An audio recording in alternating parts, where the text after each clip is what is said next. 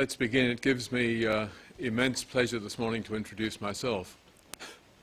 My name is Philip Alston. I'm the UN Special Rapporteur on extrajudicial, summary or arbitrary executions. I'm going to speak for a few minutes in relation to the press statement that has just been released. Perhaps not in this room as yet, but should be available on the web by now. And then I'll be happy to take any questions that arise. The background is well known, I think, to most of you. There was a videotape that was broadcast by Channel 4 in the United Kingdom in late August, which appeared to show the cold-blooded execution of a number of Tamils who had been stripped naked, bound and blindfolded, and then shot in the head by semi-automatic weapons. That tape then became a subject of international controversy. The UN Secretary-General, various key diplomatic representatives called upon the Sri Lankan government to consider the issue. The government initially simply proclaimed that the videotape was obviously a fake. They pointed to earlier examples of propaganda efforts undertaken by the LTTE, and they dismissed it, insisting that they would undertake no further analysis unless convincing evidence was shown to them which would require further attention. Subsequently, they did in fact commission 4 experts to review the tape. Those 4 experts, all Sri Lankans, produced reports which were never made available in their entirety, but which were reported by the government at a major press conference and briefing for the diplomatic community in Colombo. All 4 of the opinions concluded without any qualification that the tape was a fake. I subsequently issued a statement saying that I was not able to conclude that those investigations had been independent or impartial. 2 of the experts were members of the Sri Lankan Armed Forces, the very group which was under scrutiny if the videotape was to be accurate, and the reports in general struck me as rather impressionistic rather than scientific in their approach. The government of Sri Lanka then informed the UN Human Rights Council that it would take no further action on the videotape. They proclaimed widely that it was a fake. They called upon me to both withdraw the allegation and to make an apology.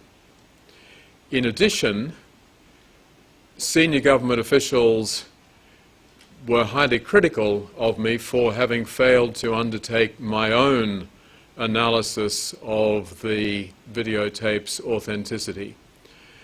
When it became apparent that no further action was going to be taken either by the government or by other actors, I therefore decided to commission a number of expert opinions.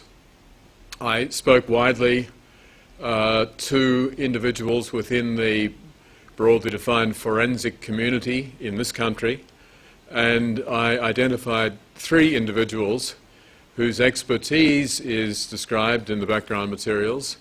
They clearly are very highly qualified.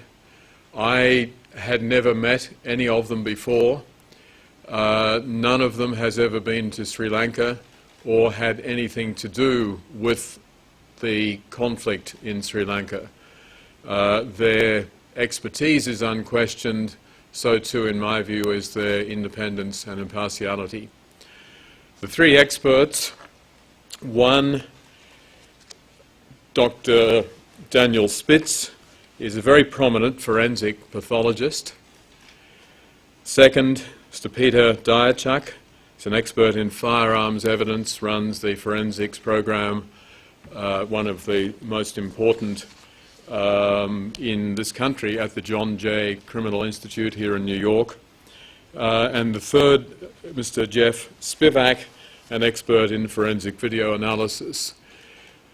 Each of these experts subjected the videotape to a very careful and thorough examination, and each of them concluded that there was nothing to indicate that the video was a fake.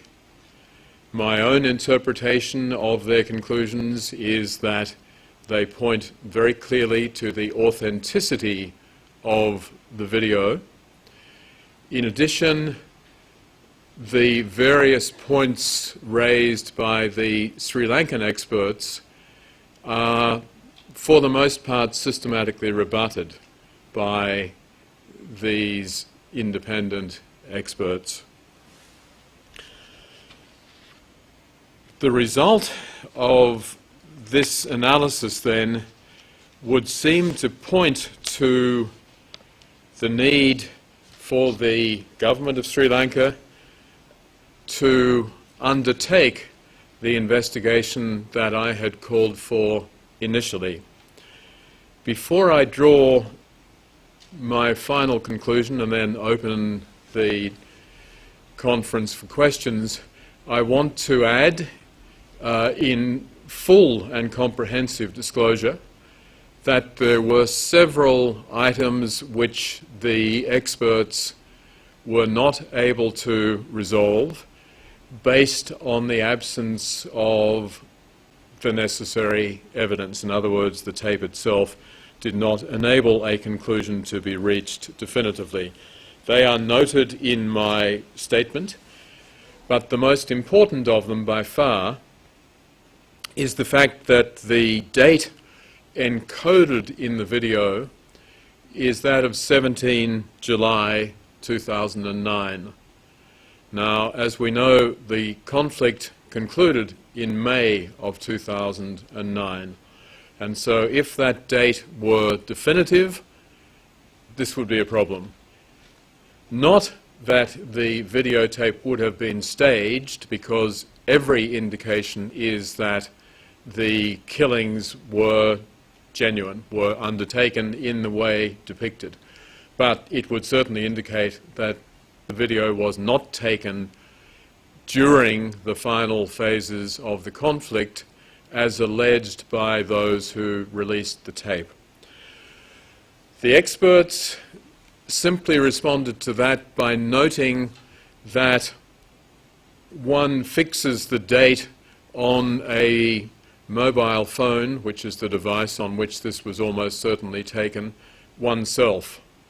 And the Philips video, the Philips phone on which this was taken, as the analysis demonstrates, provides for whoever is using the phone to set the date. There is no reason why the date was necessarily going to be correct, and there are reasons why the individual taking it may have wanted to change the date so that the video could not be tracked back. Now, this is pure speculation on my part, but we would have to assume that the video was taken by a soldier, one of those who was a colleague of the other Sri Lankan soldiers who appear on the video, and that individual would presumably not want to be able to be identified, which would follow from having a precise date show up on the videotape. So there is a reason why the date might have been altered. But as I said, the conclusion clearly is that the videotape is authentic. I have therefore called upon the government of Sri Lanka to respond to these allegations, and the conclusion that I've reached is the following. In light of the persistent flow of other allegations of extrajudicial executions committed by both sides during the closing phases of the war against the LTTE, I call for an independent inquiry to be established to carry out an impartial investigation into war crimes and other grave violations of international humanitarian and human rights law allegedly committed in Sri Lanka. Copies of the dossier are available at the back of the room, and I'll now take any questions.